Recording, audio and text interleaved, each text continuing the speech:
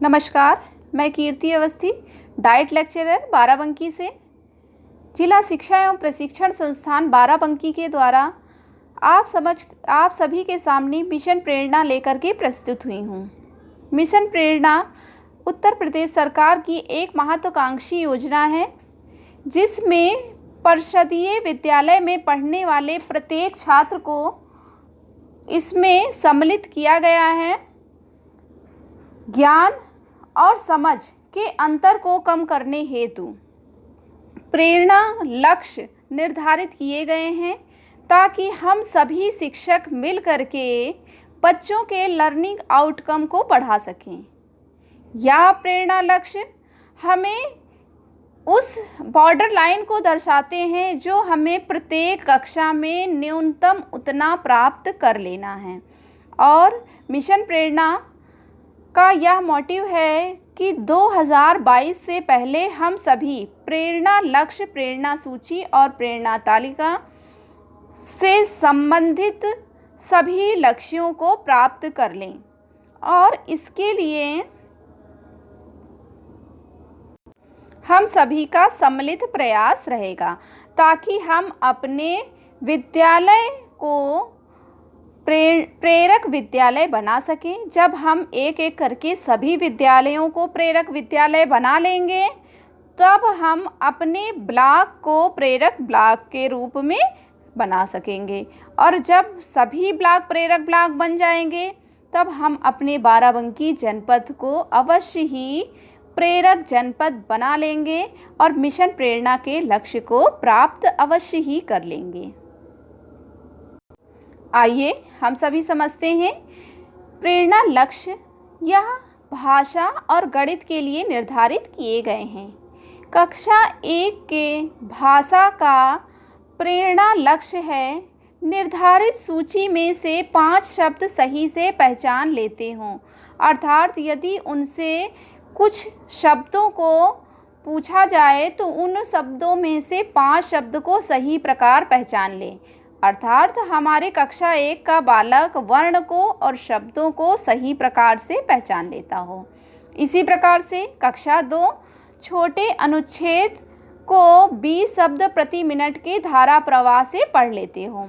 अर्थात यानी 2 लाइन का यदि वाक्य दे दिया जाए तो उसे प्रति मिनट 20 शब्द के आधार पे धारा प्रवाह बिना अटके हुए पढ़ लेते हों।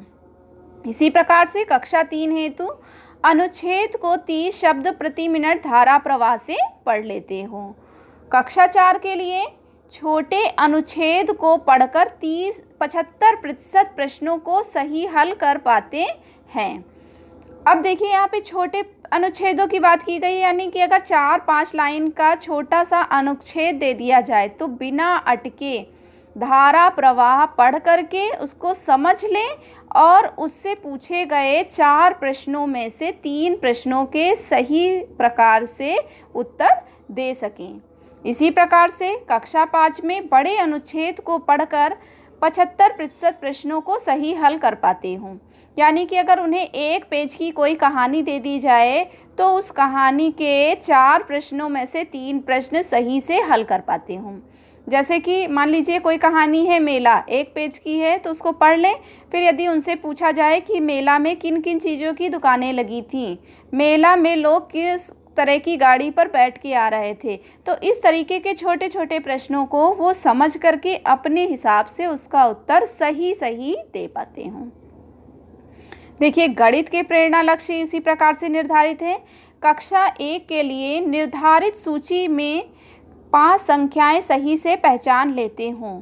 अब यहाँ पर पहचानने की बात कही जा रही है, सिर्फ पढ़ने की बात नहीं कही जा रही है। यानी कि इतनी समझ हो कि 35, 42, 52 में कौन बड़ा है कौन छोटा है, या 35 के बाद कौन सा अंक आएगा, इस तरीके की समझ उनके अंदर हो और 1 से लेकर के 99 तक की संख्याएं वह सही प्रकार से पहचान लेते हों। कक्षा 2 में जोड़ एवं घटाना 1 अंकीय के 75% प्रश्नों को सही हल कर पाते हों। यानी कि 1 अंकीय जोड़ घटाना अगर दे दिया जाए, 9 और 8 को जोड़ने के लिए दे दिया जाए, या 8 और 9 को घटाने के लिए दे दिया जाए, तो इसको वो सही प्रकार से कर पाते हों। कक्षा 3 जोड़ एवं घटाना हासिल के साथ के 75 प्रश्नों को सही से हल कर पाते हो। यहाँ पर अब देखिएगा कि जोड़ और घटाना के ही प्रश्न होंगे, लेकिन हासिल के साथ वाले प्रश्न अगर 4 उनको दे दिए जाएं तो उनमें से 3 का वह सही प्रकार आंसर कर सकें।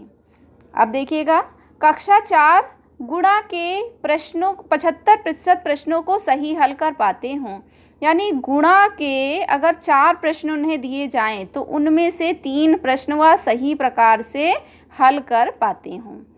कक्षा 5 भाग के 75% प्रश्नों को हल कर पाते हों, यानी जो छात्र हमारे यहाँ कक्षा 5 में पढ़ रहा होगा उससे हम अपेक्षा करेंगे कि वह संख्याएं सही प्रकार से पहचान लेगा, जोड़ घटाना का सवाल उसको आता होगा, हासिल के साथ जोड़ घटाना कर लेता होगा, गुणा भी आता होगा और भाग के भी 5 में से 4 प्रश्नों को वह सही प्रकार हल कर पाता होगा।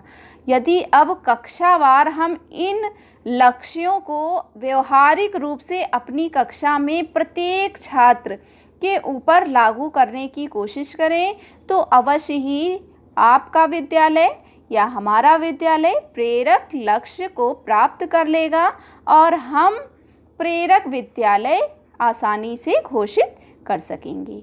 धन्यवाद।